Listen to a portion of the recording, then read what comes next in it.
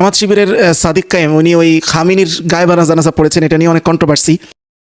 আচ্ছা, গায়েবানা জানাজাটা আসলে জায়েজ আছে কিনা এটা একটু পরে আসতেছি। আগে একটা বিষয় আসি যে অনেকেই খামিনির পতনটাকে অনেক আশীর্বাদ হিসাবে দেখতেছেন। লিডার হলো যে মরে গেছে বোমা হামলায় আয়াতুশ শয়তান এই একজন। এটা দেখা উচিত কিনা, এটার মেন কারণ হচ্ছে তারা মনে করে যে খামিনি অমুসলিম। শিয়াদের মধ্যে তো অনেক গ্রুপ আছে, শিয়াদের এই গ্রুপটা অর্থাৎ খামিনের যে গ্রুপ অর্থাৎ ইসনা আশারিয়া যে গ্রুপ, রাফিজি যে গ্রুপ, এরা অমুসলিম কিনা এটা নিয়ে কিন্তু আহলে সুন্নাহ ওয়াল জামাতের মধ্যে মতানৈক্য আছে।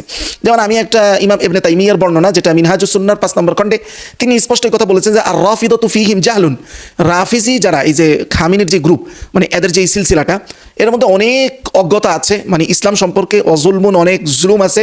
ওয়ালাইসু কুফারান ইনদা জুমহুরি আহলি সুন্নাহ ওয়াল জামাআহ, ওনার মতে যে জুমহুরে আহলে সুন্নাহ ওয়াল জামাআহ, সমগ্র আহলে সুন্নাহ ওয়াল জামাআতের নিকট কাফের তারা সরাসরি, বিষয়টা এমন না। আবার একই ইমাম ইবনে তাইমিয়ার অনেক অনুসারীদের মতে তারা কাফের। তার মানে এটা একটা মতানৈক্যপূর্ণ বিষয়। কিন্তু কথা হচ্ছে পতনে আমাদের খুশি হওয়ার কি বিষয় আছে কিনা এটা একটু দেখি। এবং যারা খুশি হয়, এই খুশি হওয়াটা শুধু ধর্মীয় কারণে, এটা রাজনৈতিক কারণেও খুশি হয়, এটা আমি পরে আসতেছি। আগে আমি এইটা প্রমাণ করি কোরআন থেকে যে সরাসরি আসলে আমাদের খুশি হওয়ার কেন কিছু নেই। কারণটা খুবই সিম্পল। সূরা রুম এর প্রথম 1, 2, 3, 4, 5 এই আয়াতগুলো একটু পড়েন, এই আয়াতের একটু বিশ্লেষণে যাই, তারপরে এই আজকের ইরান বা খামিনির বিষয়গুলো একদম ক্লিয়ার বুঝে আসবে ইনশাআল্লাহ। আল্লাহ বলছেন রোমানরা পরাজিত হয়েছে, গলিবাতের রোম, তবে ফি আদনাল আরদি ওয়া হুম মিন বাদি গালাবিহিম সায়াগলিবুন। আল্লাহ সুসংবাদ দিতেছেন রুম কারা, তারাও কিন্তু মুসলমান না, কিন্তু আল্লাহ তাদের ব্যাপারে মুসলমানদেরকে সুসংবাদ দিতেছেন কি, যে তারা নিকটবর্তী ভূমিতে তারা নিজেদের পরাজয়ের পর শীঘ্রই তারা আবার জয়ী হবে। আচ্ছা, কয়েক বছরের মধ্যেই, ফি বিদঈ সিনিন, কয়েক বছরের মধ্যেই, আগে এবং পরে সকল ফয়সালা আল্লাহরই। আর সেদিন মুমিনরা আনন্দিত হবে। তার মানে রোমানরাও কিন্তু কাফের, অর্থাৎ মুসলমান না, কিন্তু তাদের বিজয়ে মুমিনরা আনন্দিত হবে। এটার ঘটনাটা কি? এখানে রোমান বলতে বাইজেন্টাইন খ্রিস্টান শক্তিকে বোঝানো হয়েছে তখন তৎকালীন।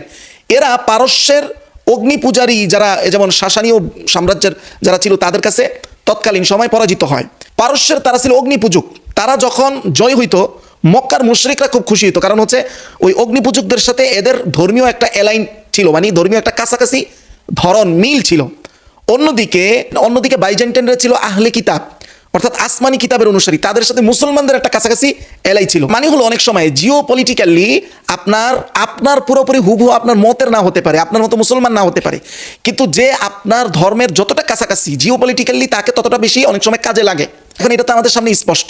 ইরান যদি যে পাওয়ারটা ইরানের ছিল, এটা যদি বহাল থাকতো, মধ্যপ্রাচ্যে একক দাদাগিরি যেটা খ্রিস্টানরা করতো অথবা ট্রাম্প করতে চাচ্ছে, সেটার ব্যাপারে যেটা বাধা ছিল বা একটা ব্যালেন্স ছিল, ইসরায়েলের পথে যেটা কাঁটা ছিল, এই জিনিসটা কিন্তু আর থাকছে না। এখন আহলে হাদিসদের কেউ কেউ আর কি এটা নিয়ে খুব খুশি, তারা দুইটাকেই বলছেন যে দুই শয়তানি আল্লাহ তাআলা ধ্বংস করে দেখেন। এই কথাটা জ্ঞান সম্পূর্ণ তখন হইতো যখন এই দুই শয়তান ধ্বংস হয়ে মাঝখান থেকে একজন ভালো মানুষের উত্থান হইতো। কেউ তো উত্থান হইতেছে না।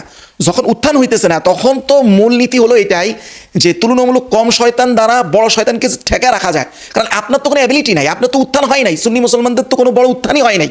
এখন তারা আবার উদাহরণ হিসেবে এই শিয়াদের হাতে তো বহুত মুসলমানের রক্ত আছে, এই উদাহরণগুলো আনবে। আসলে এখানে আরেকটা কথা বলি, এই আহলে হাদিসের আমাদের কিছু আলেম, আমি সবার কথা বলতেছি না, কিছু আলেমরা এটা মতানৈক্যটা করে কেন জানেন? এটা ধর্মীয় কারণের বাহিরেও একটা রাজনৈতিক কারণ আছে। এই সৌদি আরবের আজকের যে সৌদ বা আজকের যেই সৌদ বংশ, এদের মূলত ইতিহাস কি? এদের হাতেও তো হাজার হাজার খেলাফত চানেওয়ালা বহু মুসলমানের রক্ত ঝরছে, এবং ওই রক্ত ঝরার মধ্য দিয়েই তারা সৌদি আরবের এই দীর্ঘ সময়ের শাসন প্রতিষ্ঠায় তারা আসছে, এবং এটা প্রত্যক্ষ পরোক্ষভাবে ব্রিটিশরা সাহায্য করেছে। মুসলমানের রক্ত ঝরানোর ইতিহাস এই নামদারি আহলে সুন্নাহ ওয়াল জামাতের মধ্যেও কম নাই। এবং টোটাল ওয়াহাবিজমটা এটা সম্পূর্ণ সৌদি শাসনকে শক্তিশালী করার পারপাসে কাজ করছে। এবার হলো গায়েবানা জানাজা, এটা জায়েজ আছে কিনা, যেটা আমাদের দেশে ঘটছে, ওই সাদিক কায়েম পড়ছে আবিজাবি। এখন কথা হচ্ছে যে গায়েবানা জানাজা নিয়ে মাযহাবগুলোর মধ্যে বা থট বিভিন্ন ইমামদের মধ্যে এটা মতানৈক্য আছে।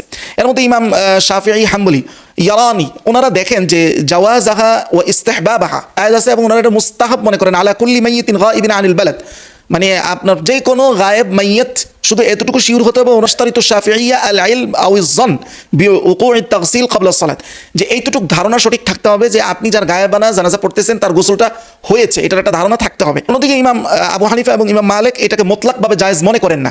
এখন কেন ইমাম শাফিঈ এটাকে জায়েজ মনে করেন? ওই যে নাজাশির যেই গায়েবানা জানাজা রাসূলুল্লাহ পড়েছেন, ওই হাদিসটা, ওই হাদিসের ক্ষেত্রে আমাদের যারা আমরা হানাফি আছি, আমাদের ব্যাখ্যা হচ্ছে রাসূলুল্লাহ অন্যান্য হাদিসের একটা বাড়তি অংশ আছে যেখানে বলা হচ্ছে যে রাসূলুল্লাহ সাল্লাল্লাহু আলাইহি ওয়াসাল্লামকে স্পষ্ট নাজাশির সেই লাশকে দেখানো হয়েছে, অর্থাৎ তিনি গায়েব পড়েন না, এটা হাজির, অর্থাৎ দেখে দেখে পড়েছেন। কিন্তু অপরদিকে আবার ইমাম শাফি এই হাদিসের দলিল দিয়ে এইভাবে বলেন যে আন্নাল আসল ফি আফআল নবী সাল্লাল্লাহু আলাইহি ওয়াসাল্লাম হিয়া তাশরিউল আম লি উম্মতিহি, নবী সাল্লাল্লাহু আলাইহি ওয়াসাল্লাম কোনো কাজ করেছেন বাহ্যিকভাবে, এইটা ওই কাজ পুরো উম্মতের জন্য বৈধ হওয়ার দলিল। ওয়ালা ইয়াজুজুল কাউলু বিআন্না ফিআলান মা খাসসা বিহি ইল্লা বিদালিলিন সারিহ, উনি বলেন ওনার কাছে এইরকম কোনো কথা বলা জায়েজ নেই যে এই কাজটা নবীর জন্য খাস ছিল, মানে আলাদা ছিল, যতক্ষণ না খাস ছিল এই ব্যাপারেও কোনো দলিল সরিহ স্পষ্ট কোনো দলিল না পাওয়া যায়।